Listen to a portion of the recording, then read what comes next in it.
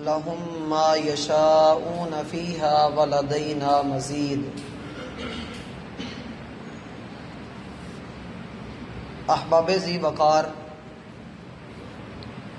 محترم سامعین و سامعات، حضرت انسان سکون اور اطمینان کی تلاش میں دنیا کی خاک چھانتا پھرتا ہے، کبھی شباب میں، کبھی کباب میں، اور کبھی تھرکتے اور ناچتے ہوئے جسموں میں، اور کبھی شراب کا نشہ سر کو چڑھا کر۔ اسے فقط اگر تلاش ہے تو ایک سکون کی تلاش ہے، ڈپریشن سے نجات چاہتا ہے، اس بات کی لالچ رکھتا ہے کہ میرے پاس مال و دولت ہو، سونے چاندی کی ڈھیر ساری وادیاں ہوں، دولت کے انبار لگے ہوئے ہوں، ہر طرح کی آسائش، عشرت اور آسانیوں والی، خوشحالیوں والی، فراوانیوں والی زندگی ہو، اور یہ سب کچھ انسان نے حاصل کیا بھی ہے۔ ہر ایک اپنے پروفیشن میں اپنی صلاحیتوں کو بنیاد بناتے ہوئے وہ مشکلات کے زینے چڑھتا چلا جاتا ہے، حتیٰ کہ وہ اپنی فیلڈ میں، دنیا میں ایک نام بنانے میں کامیاب ہوتا ہے، اور پھر یہاں تک جملے بولتا ہے کہ نام ہی کافی ہے۔ لیکن اتنا سب کچھ کرنے کے بعد، ان تمام عللوں تللوں کے بعد، اس کا دل مطمئن نہیں ہوتا، اس کے دل میں بے سکونی ہے، راتوں کی نیند اڑی ہوئی ہے، دل میں ایک انجانا سا خوف ہے، بے سکونی ہے، بے اطمینانی ہے، زندگی کے اندر کوئی ایسا وقت نظر نہیں آ رہا کہ یہ کب کھل کر دل سے ہنسا ہو، یا اس نے لمبی نیند لی ہو اور سکون کی یہ گہری نیند سویا ہو، خال ہی کوئی وقت اس کو نظر آتا ہے۔ اس لیے ہم دیکھتے ہیں کہ ہمارے معاشرے کا جوان سے لے کر بوڑھے تک، وہ مرد ہے یا عورت ہے، وہ دنیاوی اعتبار سے کامیاب ہے یا ناکام ہے، دونوں صورتوں میں دونوں گروہ اس بات کی لالچ اور تمنا رکھتے ہیں کہ کسی طریقے سے دل کا سکون مل جائے۔ ہمارے تعلیمی اداروں کے اندر اور ہمارے گورنمنٹ کے جو ادارے ہیں، یا ایون کہ ہمارے گھروں کے اندر، اس بات کو بنیادی ضرورت بنایا جاتا ہے کہ جب تک مال موجود نہیں، آسائشیں موجود نہیں، سہولیات موجود نہیں، تب تک زندگی میں آسانی کا اور سکون کا تصور نہیں۔ اور یقین مانیے، ہم نے اربوں خربوں لگا کر، پانی کی طرح پیسہ بہا کر اپنے لیے سہولیات کا سامان کیا، بہتر سے بہترین کی طرف ہم بڑھتے چلے گئے، اور ہم نے ایک کے بعد ایک چیز کو اپنایا، خریدا، اسے استعمال کیا، لیکن کوئی بھی چیز ہمیں دل کا وہ سکون نہیں دے سکی جس کی ہم تلاش میں ہیں۔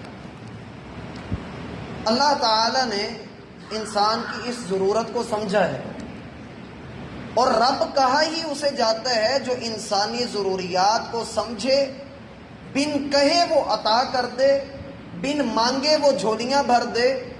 اس مالک نے ٹینشن سے نجات کے لیے، سکون سے نجات کے لیے کچھ علاج قرآن کریم کے اندر، احادیث نبویہ کے اندر ذکر کیے۔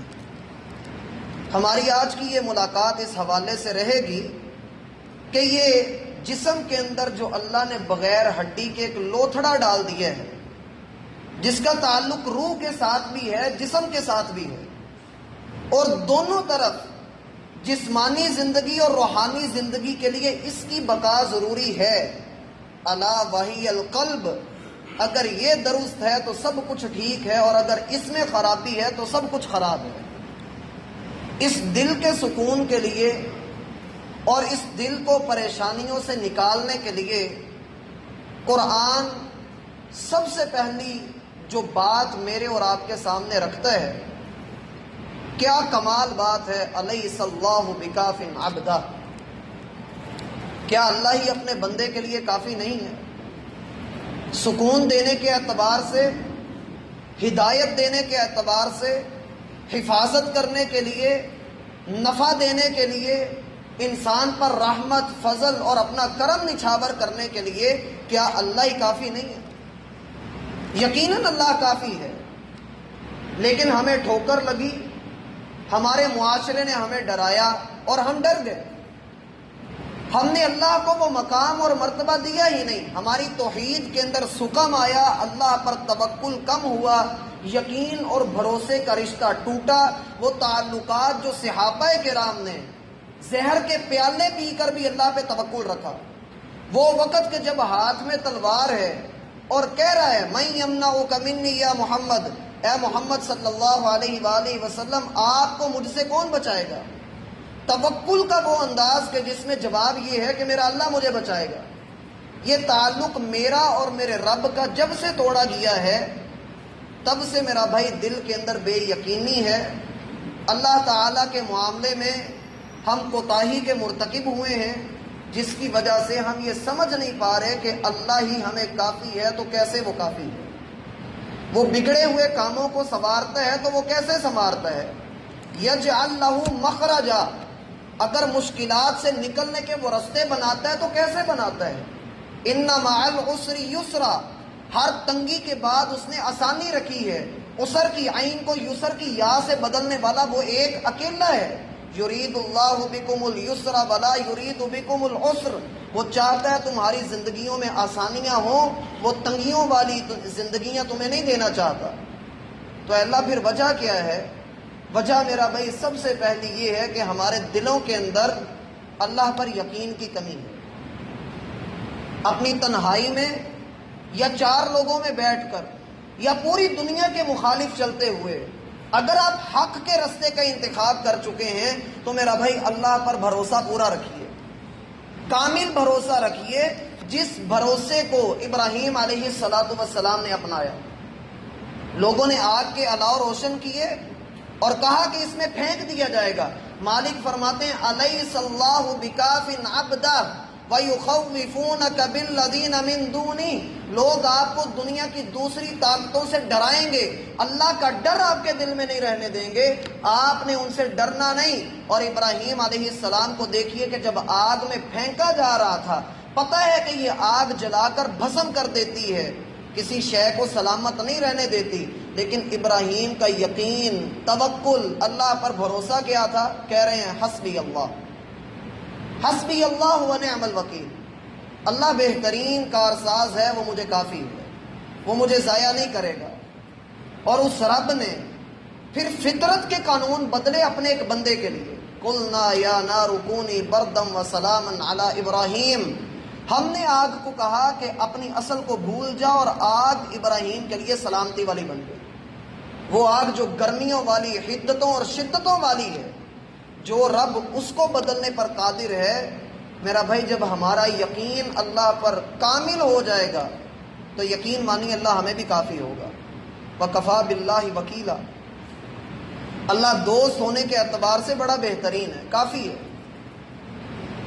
اور اللہ پھر ایک سوال کرتے ہیں حضرت انسان سے، قُلْ أَفَرَأَيْتُم مَّا تَدْعُونَ مِن دُونِ اللَّهِ إِنْ أَرَادَنِيَ اللَّهُ بِضُرٍّ هَلْ هُنَّ كَاشِفَاتُ ضُرِّي، لوگوں یہ بتاؤ کہ دنیا کی جن طاقتوں سے تم مجھے ڈرا رہے ہو، جن طاقتوں سے تم مجھے ڈرا رہے ہو، اگر اللہ مجھے کوئی نقصان پہنچانے کا ارادہ کرے، اللہ نے میرے مقدر میں کوئی مصیبت لکھی ہے، میں اللہ کو چھوڑ کے تمہارے معبودوں کے در پہ آتا ہوں، کیا یہ اللہ کا مقابلہ کرتے ہوئے اس مصیبت کو مجھ سے دور کر سکتے ہیں؟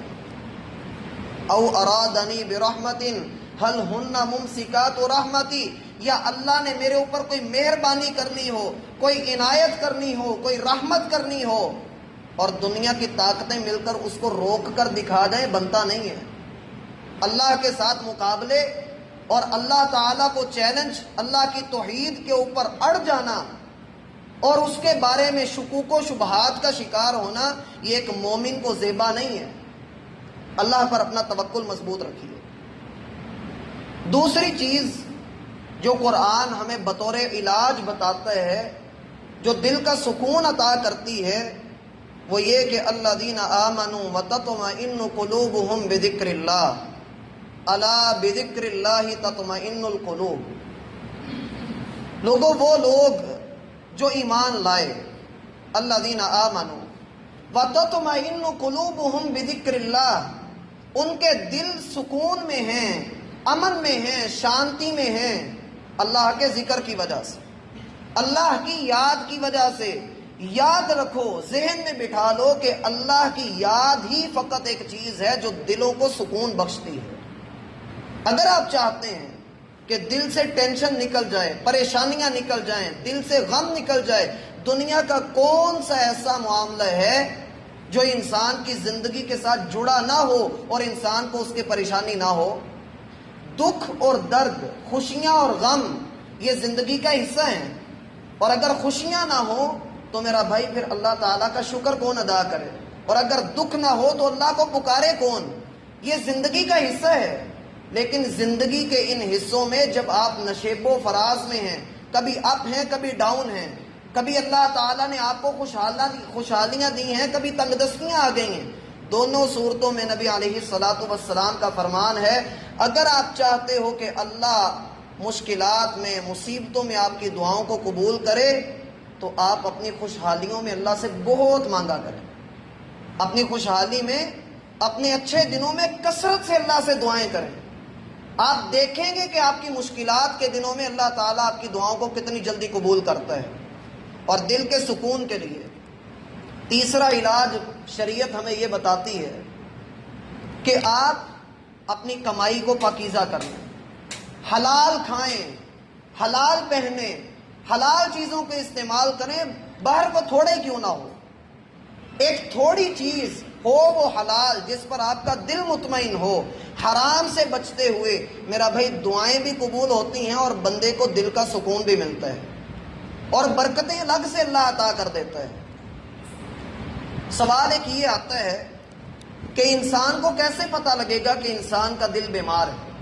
اہل علم نے اس کی بہت ساری نشانیاں ذکر کی ہیں، ان میں سے ایک نشانی یہ ہے کہ انسان کا دل جب اللہ تعالیٰ کو یاد کرنا نہ چاہے، جب یہ نماز سے، اللہ کے حقوق سے دور بھاگے اور اس کو مسجد میں بیٹھنا مشکل لگتا ہو، مسجد کی طرف آنا اس کو مشکل لگتا ہو، تو سمجھ لو کہ ایسے آدمی کا دل بیمار ہے، کیونکہ مومن آدمی اپنے مصلی پر، اپنی نماز والی جگہ پر اتنے سکون سے بیٹھتا ہے جیسے بچہ اپنی ماں کی گود میں بیٹھتا ہے، اور جو اس کیفیت کے برعکس ہے اسے سمجھنا چاہیے کہ اس کا دل بیمار ہے۔ دوسری طرف امام ابن قیم رحمہ اللہ نے بڑی خوبصورت بات کی، انہوں نے کہا کہ جس طریقے سے سورج اور چاند کو گرہن لگتا ہے، لوگوں اسی طرح اس دل کو بھی گرہن لگ جاتا ہے، اور دل کا گرہن یہ ہے کہ یہ اللہ کی یاد سے غافل ہو جائے، اس کو اللہ تعالیٰ کی یاد نہ آئے، اور شیطان یہ چاہتا ہے استحفظ علیہم الشیطان فانساہم ذکر اللہ، شیطان یہ چاہتا ہے کہ شیطان آپ کو اللہ کے ذکر سے غافل کر دے۔ شیطان اغوا کرنے کے لیے جب اللہ کے بندوں کو اغوا کرتا ہے تو اس کا پہلا جال یہ ہوتا ہے کہ وہ بندوں کے دلوں سے اللہ کی یاد کو نکالتا ہے، ایسے کاموں میں مصروف کر دیتا ہے جس میں اللہ کی یاد نہ آئے۔ اور اگر آپ شریعت اسلامیہ کے اوپر غور کریں، میرا بھائی زندگی کا کوئی ایک معاملہ بتا دیں کہ جس میں شریعت نے ذکر کا نام نہ لیا ہو۔ آپ جمعہ کے لیے آئے ہیں، نماز کے لیے آپ مسجد کے اندر آتے ہیں، اللہ تعالیٰ ارشاد فرماتے ہیں فَإِذَا قُضِيَتِ الصَّلَاةُ فَانتَشِرُوا فِي الْأَرْضِ وَابْتَغُوا مِنْ فَضْلِ اللَّهِ وَاذْكُرُوا اللَّهَ كَثِيرًا، جب نماز پوری ہو جائے اپنے زمین پر نکلو اور اللہ کا فضل تلاش کرو، لیکن اللہ کا ذکر بھی کرتے رہو۔ آپ توحید کو دیکھیں تو اللہ تعالیٰ فرماتے ہیں فَاعْلَمْ أَنَّهُ لَا إِلَهَ إِلَّا اللَّهُ وَاسْتَغْفِرْ لِذَنبِكَ، لوگوں اللہ کے بارے میں جان لو کہ اللہ وحدہ لا شریک ہے، اور اپنے گناہوں کی بخشش اللہ سے طلب کرو۔ آپ نے اللہ تعالیٰ کے لیے حج کیا ہے، اللہ فرماتے ہیں فَإِذَا قَضَيْتُم مَنَاسِكَكُمْ فَاذْكُرُوا اللَّهَ، لوگوں جب حج کے ارکان پورے کر چکو تو اللہ کا ذکر کرو۔ آپ مسجد کے اندر داخل ہو رہے ہیں تب بھی اللہ کا ذکر ہے، آپ مسجد کی طرف چل کر آ رہے ہیں اللہ کا ذکر ہے، آپ واش روم میں جا رہے ہیں، نکل رہے ہیں، سو رہے ہیں، جاگ رہے ہیں، اٹھ رہے ہیں، بیٹھ رہے ہیں، کھا رہے ہیں، پی رہے ہیں، اللہ کی قسم زندگی کا کوئی ایسا معاملہ نہیں جس میں اللہ کے ذکر کا ذکر نہ کیا گیا ہو، یہ بتایا نہ گیا ہو کہ اس موقع پر کون سی دعا پڑھنی ہے، کس دعا کا اہتمام کرنا ہے۔ اور جب آپ ان دعاؤں کا اہتمام کرتے ہیں، الدعاء سلاح المؤمن، یہ دعا مومن کا ہتھیار ہوا کرتی ہے۔ اور اسی طریقے سے حدیث ہے، سیدنا معاذ بن جبل رضی اللہ عنہ بیان کرتے ہیں کہ نبی علیہ الصلاۃ والسلام نے ارشاد فرمایا الا انبئکم بخیر اعمالکم، لوگوں میں تمہیں سب سے اچھے اور بھلے عمل کی خبر نہ دوں، وَأَزْكَاهَا عِنْدَ مَلِيكِكُمْ، تمہارے مال و دولت سے بھی بڑھ کر قیمتی خبر میں تمہیں نہ دے دوں، وَأَرْفَعِهَا فِي دَرَجَاتِكُمْ، وہ ایسی چیز کہ جنت میں تمہارے درجات کو بہت اونچا کر دینے والی ہو، اور اس بات سے بھی بہتر ان تلقوا عدوکم، کہ تم میدان جہاد میں نکلو، تم لوگوں کی گردنیں کاٹو اور لوگ تمہاری گردنیں کاٹیں، اس سے بھی بڑھ کر اونچا اور افضل عمل نہ تمہیں بتاؤں؟ لوگوں نے کہا ہے اللہ کے رسول ایسا عمل جو جہاد سے بھی افضل ہے، ہمیں وہ عمل ضرور بتائیے۔ آپ علیہ الصلاۃ والسلام نے فرمایا ذکر اللہ تعالی، اللہ کی یاد، اللہ کا ذکر کرنا۔ ہم گھنٹوں کسی جگہ پر بیٹھتے ہیں، کسی کا انتظار کرتے ہیں، یا ویسے فارغ بیٹھے رہتے ہیں، تو میرا بھائی موبائل استعمال کرنے کی بجائے، ٹی وی دیکھنے کی بجائے، اگر بندہ سبحان اللہ، الحمدللہ، لا الہ الا اللہ، اللہ اکبر، استغفر اللہ اور درود شریف، اس طرح کی چیزوں کا اہتمام کرے تو اللہ کی قسم اس کے لیے نجات کا ذریعہ بن جائے گا۔ نبی علیہ الصلاۃ والسلام کا فرمان ہے وَرَجُلٌ ذَكَرَ اللَّهَ خَالِيًا، ایسا آدمی جو تنہائی میں بیٹھے اور اللہ کو یاد کر کے اس کی آنکھوں سے آنسو بہہ پڑے، کل قیامت کے دن اللہ تعالیٰ اسے اپنے عرش کا سایہ عطا فرمائے۔ کچھ غریب لوگ نبی علیہ الصلاۃ والسلام کے پاس آئے اور آ کر کہنے لگے اللہ کے رسول، جو مال و دولت والے لوگ ہیں، جن کو اللہ نے فراوانیاں عطا کی ہیں، وہ عمرہ بھی کرتے ہیں، حج بھی کرتے ہیں، صدقہ بھی دیتے ہیں، اے اللہ کے رسول وہ تو اونچے درجوں پر چلے گئے اور ہمارے پاس مال نہیں ہے، ہم تو پیچھے رہ گئے۔ آپ علیہ الصلاۃ والسلام نے ان کو کہا میں تمہیں کوئی ایسا عمل نہ بتاؤں کہ جس کے کرنے کی وجہ سے تم ان لوگوں کے درجے کو پہنچ جاؤ جو تم سے پہلے نیک لوگ گزرے ہیں، اور موجودہ زمانے میں تم سے بہتر روئے زمین نے نہیں دیکھا ہوگا، اور تمہارے بعد آنے والے لوگوں میں تم جیسا کوئی نہیں ہوگا۔ ہاں اگر کوئی ویسا عمل کرے گا تو اللہ اس کو بھی یہی درجہ عطا کرے گا۔ پوچھا وہ کون سا عمل ہے؟ کہا ہر نماز کے بعد 33 مرتبہ سبحان اللہ، 33 مرتبہ الحمدللہ، اور 33 مرتبہ اللہ اکبر کہنے کو اپنی عادت بنا دو۔ ان صحابہ نے یہ عادت بنا دی۔ اب جو امیر صحابہ تھے جن کو اللہ نے دولت عطا کی تھی، ان کو بھی اس بات کی خبر ہو گئی، انہوں نے بھی اس عمل کو اختیار کر لیا۔ اب غرباء صحابہ پھر اللہ کے رسول کے پاس ہے اور کہا ہے اللہ کے رسول ان کو بھی اس بات کا پتہ لگ گیا ہے۔ آپ علیہ الصلاۃ والسلام نے فرمایا ذالک فضل اللہ یؤتیہ من یشاء، لوگوں یہ اللہ کا فضل، اللہ جسے چاہے عطا کر دے۔ سیدنا امیر معاویہ رضی اللہ عنہ ایک دن مسجد کے اندر آئے تو لوگوں کو دیکھا کہ وہ بیٹھ کر اللہ تعالیٰ کا ذکر کر رہے ہیں۔ سیدنا معاویہ کہنے لگے تم لوگ مجھے بتاؤ کہ تم کیا کر رہے ہو؟ لوگوں نے کہا ہم اللہ کا ذکر کر رہے ہیں، ہم اللہ کی نعمتوں کا ذکر کر رہے ہیں جس نے ہمیں اسلام کی نعمت عطا کی۔ سیدنا معاویہ رضی اللہ عنہ کہنے لگے کیا تم اس بات پر اللہ کی قسم اٹھاتے ہو کہ تم اسی مقصد کے لیے بیٹھے ہو؟ لوگوں نے کہا کہ اللہ کی قسم ہم اسی مقصد کے لیے بیٹھے ہیں۔ سیدنا معاویہ فرمانے لگے کہ میں نے تم سے قسم بلا وجہ نہیں اٹھوائی. ایک مرتبہ ہم بھی یوں ہی بیٹھے اللہ کا ذکر کر رہے تھے کہ نبی علیہ الصلوۃ والسلام تشریف لائے اور آپ نے ہم سے پوچھا کہ اب تم لوگ قسم اٹھاتے ہو کہ تم اللہ کا ذکر کر رہے ہو؟ ہم نے کہا جی اے اللہ کے رسول، اللہ کی قسم ہم اللہ ہی کا ذکر کر رہے ہیں. تو نبی علیہ الصلوۃ والسلام فرمانے لگے میں نے اس وجہ سے تم سے قسم نہیں اٹھوائی کہ میں تمہیں کچھ اور سمجھ رہا ہوں. بات یہ ہے کہ ابھی ابھی جبریل علیہ الصلوۃ والسلام انہیں خبر دے کر گئے ہیں کہ اللہ اپنی یاد کرنے والوں کو، جو بیٹھ کر اللہ کو یاد کرتے ہیں، اللہ ایسے لوگوں کو یہ درجہ عطا کرتا ہے کہ فرشتوں کے درمیان اللہ ان کے اوپر فخر کر رہا ہے. اللہ فخر فرما رہا ہے. میرا بھائی، اللہ کی یاد ایک ایسی چیز ہے، آپ اسے اپنے دل میں یاد کریں. اللہ فرماتا ہے میں اپنے دل میں یاد کرتا ہوں. آپ اسے جماعت میں بیٹھ کر، چار بندوں میں بیٹھ کر یاد کریں. اللہ فرماتا ہے کہ میں اسے ایسی جماعت میں یاد کرتا ہوں جو دنیا کے انسانوں سے بڑی بھلی ہے. ایک اور حدیث میں آتا ہے، نبی علیہ الصلوۃ والسلام فرماتے ہیں کہ بندہ کسی جگہ پر بیٹھے اور اللہ کا ذکر نہ کرے، یا بندہ کسی جگہ پر لیٹے اور اللہ کا ذکر نہ کرے، قیامت والے دن یہ اس کے لیے حسرت کا سبب بنے گا کہ کاش میں اللہ کا ذکر کر لیتا. تو میرا بھائی، اپنی زبانوں کو اللہ کے ذکر سے تر رکھیے. سبحان اللہ، الحمدللہ، لا الہ الا اللہ. آپ تسبیح کا اندازہ لگائیے کہ تسبیح اللہ کے ہاں کتنی اہم ہے. یونس علیہ الصلوۃ والسلام کو جب اللہ تعالیٰ نے مچھلی کے پیٹ میں رکھا، وہ 3 اندھیروں میں تھے. ایک رات کا اندھیرا تھا، دوسرا مچھلی کے پیٹ کا اندھیرا تھا، اور تیسرا سمندر کا اندھیرا تھا.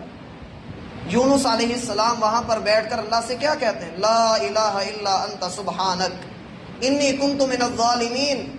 فرشتوں نے کہا کہ اللہ، یہ ایک ایسی آواز ہے جو جانے پہچانے بندے کی آواز ہے.